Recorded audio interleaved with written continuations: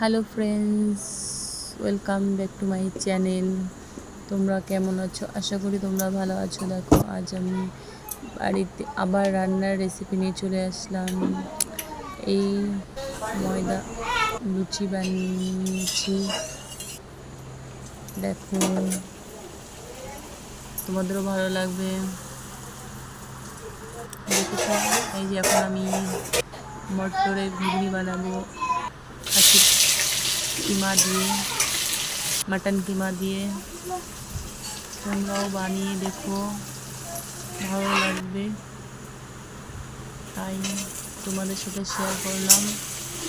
তোমরা দেখো please, R support করো, পাশে থেকো, ভালোবাসা দিও। আমি তোমাদের ভালোবাসা দেবো অনেক অনেক প্রচুর।